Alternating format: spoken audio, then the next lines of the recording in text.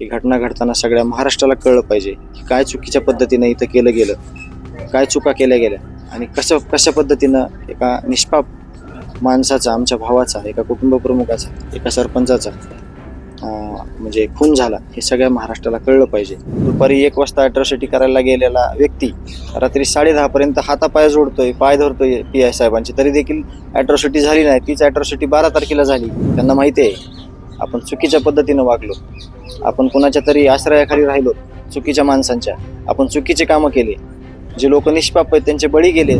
या खून प्रकरणामध्ये आरोपी असतील, अधिकारी असतील किंवा जे कोणी छोटे मोठे राजकीय नेते असतील जे सध्या जेलमध्ये आहेत, त्यांना मदत करण्यासाठी सरकारमधील किंवा सरकार यांना मधील काही लोक याला पाठीशी घालतात का? आणि आज देखील असं काही होत आहे का?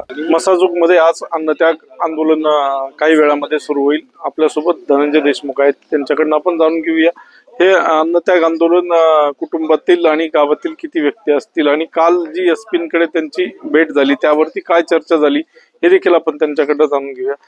धनंजय देशमुख सर, भाऊ, आपण काल SP-ची भेट घेतली, तर काय चर्चा झाली आणि आज आपण अन्नत्याग आंदोलन करताय, काल SP-कडे देखील या विषयावर चर्चा झाली असेल, मग काय निर्णय झाला आणि काय त्यांच्यासोबत बोलणं झालं?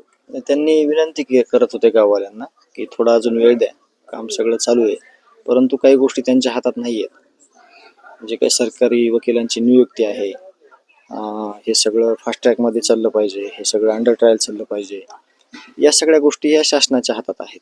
त्यावर त्यांनी काय उपाययोजना केलेली आहे, यावर जे काय अपडेट आहे ते गावकऱ्यांना पाहिजे. त्या मागण्या त्या आजच्या आंदोलनात आहेत आणि त्यांच्या ज्या काही गोष्टी हातात आहेत किंवा त्यांच्या काही प्रशासनामध्ये ज्या काही गोष्टी आहेत SP साहेबांच्या, त्या त्यांना आम्ही सांगितल्या, परंतु दोन्ही मागण्या वेगवेगळ्या असल्यामुळं त्या त्यांच्या मागण्या जरी त्यांनी पूर्ण केल्या तरी बाकी अजून ज्या अडचणी आहेत ह्या तपासामध्ये, SIT आहे, CID आहे, ते त्यांचं काम करत आहेत.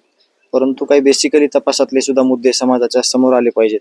ही घटना घडताना सगळ्या महाराष्ट्राला कळलं पाहिजे की काय चुकीच्या पद्धतीने इथं केलं गेलं, काय चुका केल्या गेल्या आणि कशा पद्धतीनं एका निष्पाप माणसाचा, आमच्या भावाचा, एका कुटुंब प्रमुखाचा, एका सरपंचाचा म्हणजे खून झाला हे सगळ्या महाराष्ट्राला कळलं पाहिजे. त्यावर आमची चर्चा झाली आणि चर्चा होऊन इथं आलो. गावकऱ्यांसोबत आम्ही रात्री मिटिंग घेतली आणि गावकऱ्यांनी जे ठरवलं त्याच्याशी मी सहमती दर्शवली आणि आंदोलनाला आजपासून सुरुवात होणार. तर कुटुंबातील सर्वजण या उपोषणामध्ये सहभागी होणार आहेत का? काय? हा, कुटुंबातील सर्व आहेत आणि गावकरी. यामध्ये जी वैष्णवी आहे तिची 12वीची देखील परीक्षा सुरू आहे आणि ती देखील जर उपोषणाला बसली तर उपोषण जर जास्त वेळ चाललं तर तिच्या परीक्षेला जाण्यासंदर्भात किंवा त्या तब्येती संदर्भात देखील प्रश्न उभा राहू शकतो. तिला आम्ही कुटुंबियाच्या वतीनं तिला सांगणार आहोत, तू म्हणजे उपस्थिती दाखव, इथं दर्शव आणि मग परत तुझा अभ्यास आणि तुझा पेपर आहे, परवा दिवशी तिचा पेपर आहे 27ला, तर त्याच्यासाठी तुझं बसणं हे चुकीचं आहे. इथं आम्ही तिला घरी अभ्यासासाठी बसू. काल आपण बोलताना देखील असं म्हणालो होतं की जे SP आहेत नवनीत कावत हे 2 महिने पासून इथे रुजू आहेत जिल्ह्यामध्ये आणि त्यांचं 2 महिन्यातलं काम देखील चांगलं आहे आणि या अगोदर जे SP होते त्यांच्याकडे हा पूर्ण त्यांच्या ह्याच्यामध्ये तो तपास देखील पूर्ण झाला आणि ज्या पोलीस स्टेशनच्या हद्दीमधील तपास होता ते त्यांच्या देखरेखीमध्ये होता. त्यावर तुम्ही समाधानकारक नाहीयेत असे देखील त्यांनी वारंवार आरोप त्या केज पोलीस स्थानकातील कर्मचाऱ्यांवर देखील केले. यावर काल जे SP साहेब आहेत त्यांचं काय म्हणणं आलं? नाही, त्यांनी सुद्धा म्हणजे त्यांना पण शॉक बसला की त्यांना ही कुठलीच गोष्ट प्रॉपर माहीत नाही, म्हणून त्यांनी डे 1 पासून 6 तारखेपासून ते 21 तारखेपर्यंत, ते 21 तारखेला इथं आले, जॉईन झाले. तोपर्यंत तुम्हाला ज्या काही शंका आहेत तुमच्या, जे काही तुम्हाला वाटतं की ह्याच्यातनं, ह्या तपासातनं हे बाजूला ठेवलं गेलेलं आहे, ह्या सगळ्या गोष्टी आमच्या समोर आणा तुम्ही. त्याचं रिइन्व्हेस्टिगेशन, त्याची परत आम्ही तपास करू आणि तपास केल्यानंतर हे 100% आम्हाला माहिती आहे, कारण आम्ही चुकीचं काही देणार नाहीत. ह्याच्यामध्ये काही दुसरा विषय असता तर आपल्याला काही करता आलं असतं वेगळं. याच्यात न्याय पाहिजे आपल्याला आणि तुम्ही कशा पद्धतीनं चुका केल्यात, तुम्हाला ते चुका होताना नाही कळलं, परंतु माझी अशी अपेक्षा होती की चुका झाल्यानंतर तरी SP साहेबांजवळ जाऊन या लोकांनी सांगायला पाहिजे होतं की अशा पद्धतीनं डिपार्टमेंटकडून चुका झालेल्या आहेत. चुका होऊ शकतात कुणाकडून, पण त्या मान्य करणंही तितक्याच गरजेचं आहे. ते व्हायला पाहिजे होतं, तसं झालेलं नाही. म्हणून आम्ही असमाधानी आहोत त्या पहिल्या तपासावर आणि ते सगळं बेसिकली माहिती आम्ही देणार आहोत. मग या तुम्ही जी माहिती दिली त्यानंतर कावत साहेबाचं काय निर्णय असेल या केज पोलीस स्टेशन संदर्भातला आणि त्या कर्मचाऱ्या नाही, संदर्भात? आता त्याचा अगोदर तपास होईल आणि ते तपास झाल्यानंतरच मग ते आपल्याला सांगतील की त्यांचं काय म्हणणं आहे किंवा त्यांना ह्याच्यातलं काय काय दिलेलं आहे आणि आपली आणि त्यांचे आपण जे दिलेलं आहे आपला तपास कशा पद्धतीने व्हायला पाहिजे होता, तिथं काय झालं, 6 तारखेला अॅट्रॉसिटी जर झाली असती तर ही घटना घडली नसती. अशा बऱ्याचशा गोष्टी आहेत की आम्ही त्यांना देणार आहोत. त्यांना कुणाचं प्रेशर होतं किंवा दुपारी 1 वाजता अॅट्रॉसिटी करायला गेलेला व्यक्ती रात्री 10:30 पर्यंत हातापाय जोडतोय, पाय धरतोय PI साहेबांची, तरी देखील अॅट्रॉसिटी झाली नाही. तीच अॅट्रॉसिटी 12 तारखेला झाली.